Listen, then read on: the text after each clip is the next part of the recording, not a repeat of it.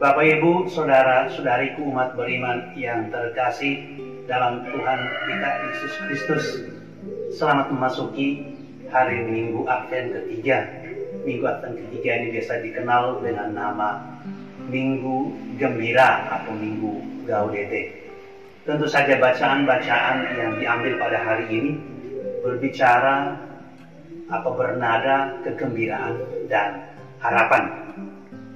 Bacaan pertama bicara tentang kegembiraan Israel yang terpancar pada pengantin wanita yang berdandan dengan mewah dan siap menyongsong mempelai pria, yang tentu saja menjadi kegembiraan yang luar biasa sebagaimana biasanya pada tradisi Oriental.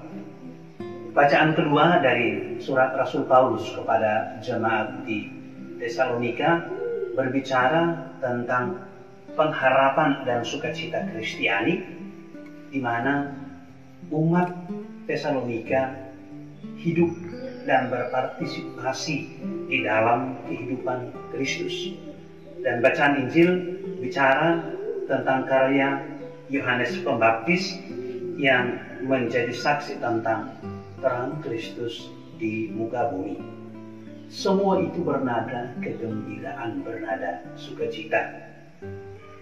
Namun, semua kegembiraan ini bukanlah sebuah kegembiraan yang tanpa tanggung jawab. Kegembiraan yang bertanggung jawab justru ditemukan ketika orang menjalankan misi mereka yang sesungguhnya di dalam hidup.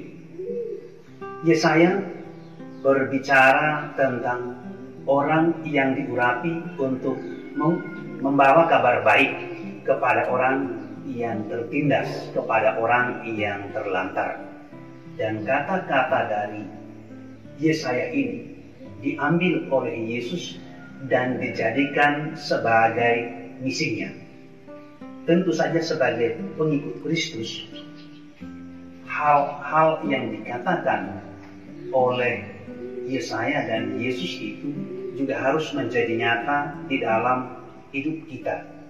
Kita mendapat hak yang istimewa untuk ikut ambil bagian di dalam kekayaan rohani Kristus.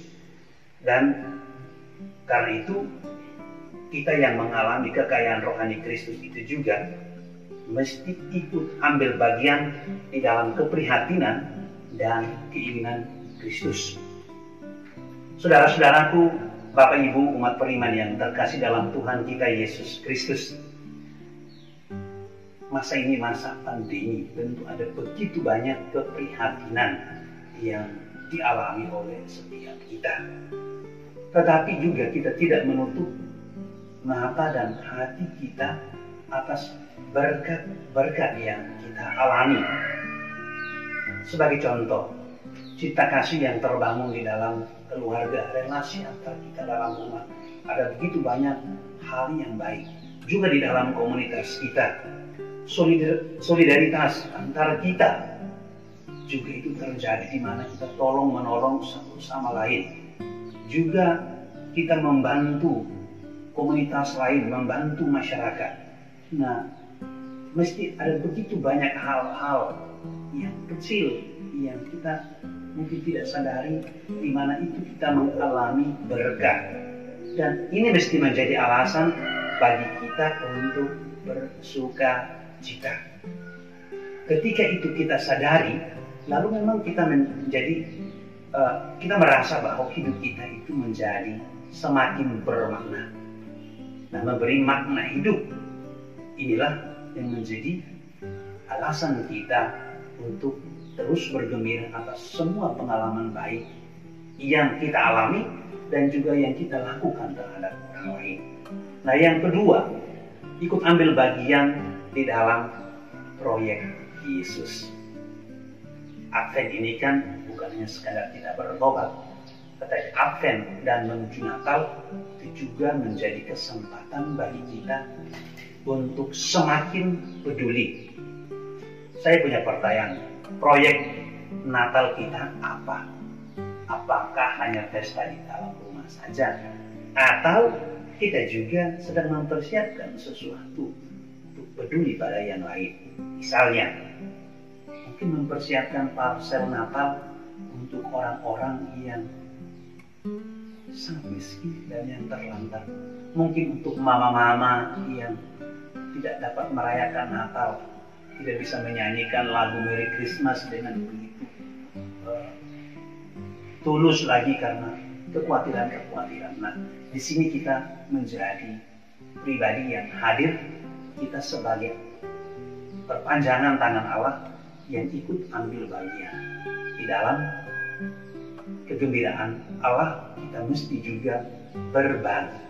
Maka saudara-saudara, Natal ini tidak hanya lagi sekadar kegembiraanku sendiri, tapi juga marilah kita terus menebar kegembiraan ini, mempersiapkan segala sesuatu agar Natal ini menjadi Natal yang menggembirakan bagi kita semua.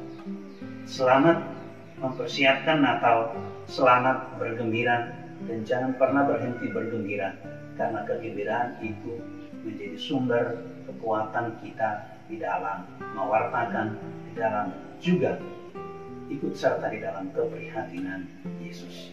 Tuhan memberkati.